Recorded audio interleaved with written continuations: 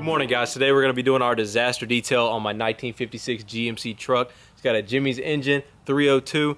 We think it's a military truck, an old military truck based on the numbers above the cab. So it's got a little bit of history to it, and we're going to be restoring this thing just like we did on my 1951 Dodge truck. You guys remember that truck? We did a disaster detail on that too, and it turned out pretty good.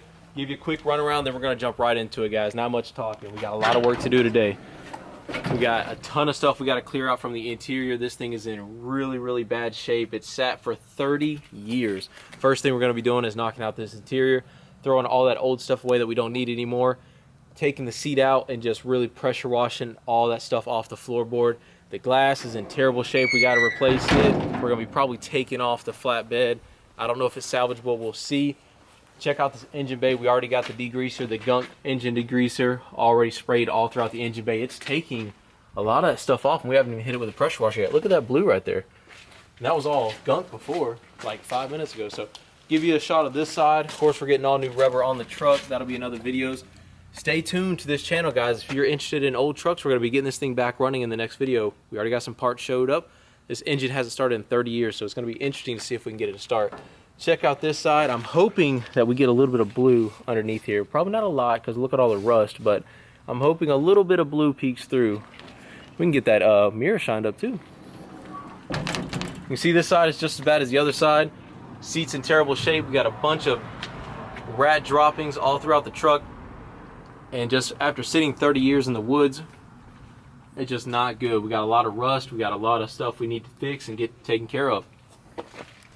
Check out the back. I'm hoping the back cleans up a little bit. It was kind of under a tree, so it got a little bit of shade. I'm hoping that some of that blue peeks through on the back here. Looks like we got a little bit of red. That might be the primer they used back in the day. I think that was. So we don't know if we're going to take the bed off today, but we are going to be pressure washing underneath too. We're going to degrease and pressure wash using our gunk products, and we're going to clean the frame up, get it ready to go into my shop. I got my shop in my backyard. 40 by 50. We built the shop on this channel. There's a full playlist. We just got finished like 2 weeks ago, and that thing turned out pretty good. We got Jonathan behind the camera dipping diesel. He's always linked down below. He just picked up a truck yesterday, so we're gonna go clean it later today. But with that said, guys, we're gonna jump right into it. A lot to take care of. Hope you enjoy it. If you do, smash the like button. It helps the channel grow, and we'll see you here when we get done with the results.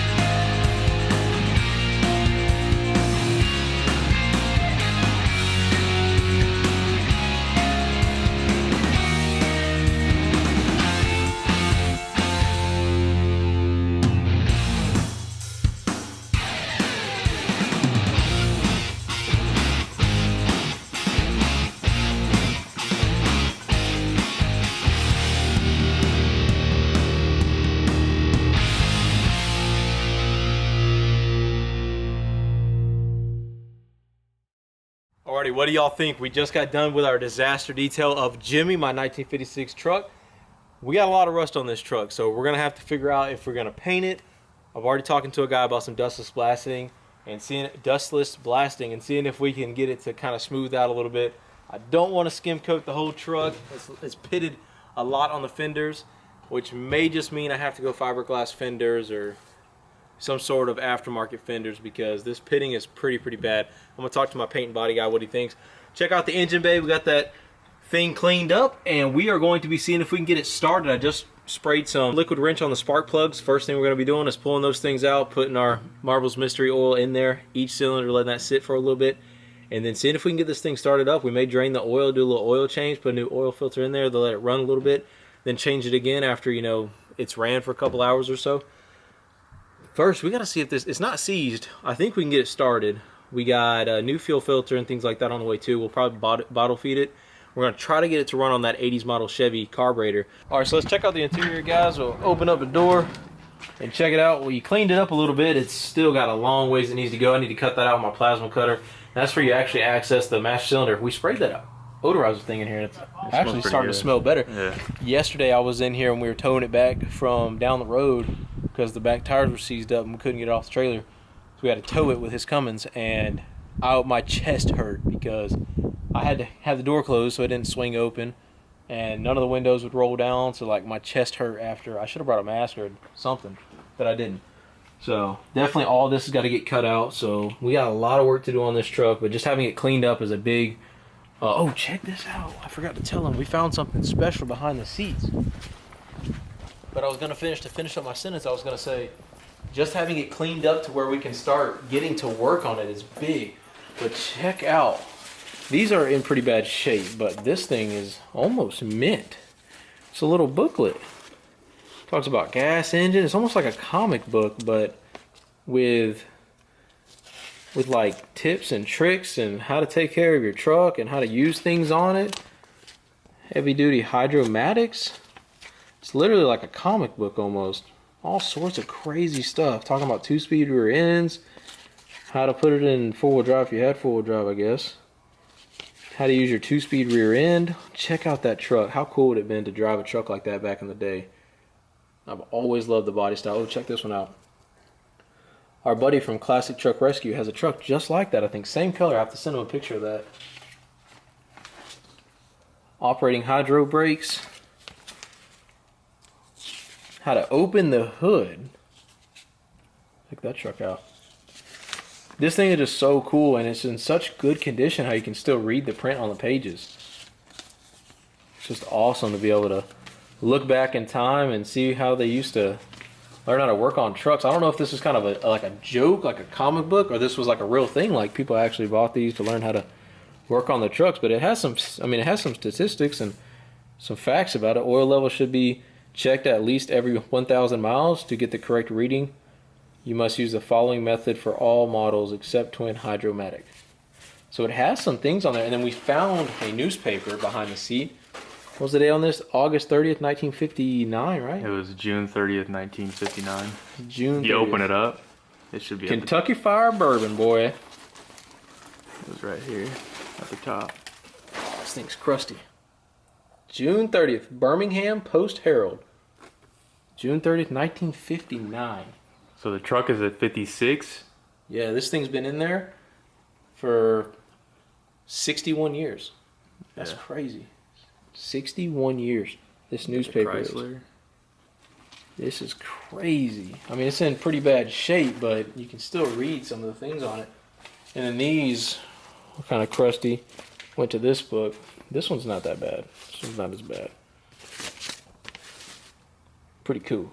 But that's pretty much going to do it for this video, guys. I hope you did enjoy it. If you did, make sure you hit that like button down below and subscribe if you guys are new. Next video is going to be seeing if we can get this thing running. And then after that, seeing what we're going to do with it.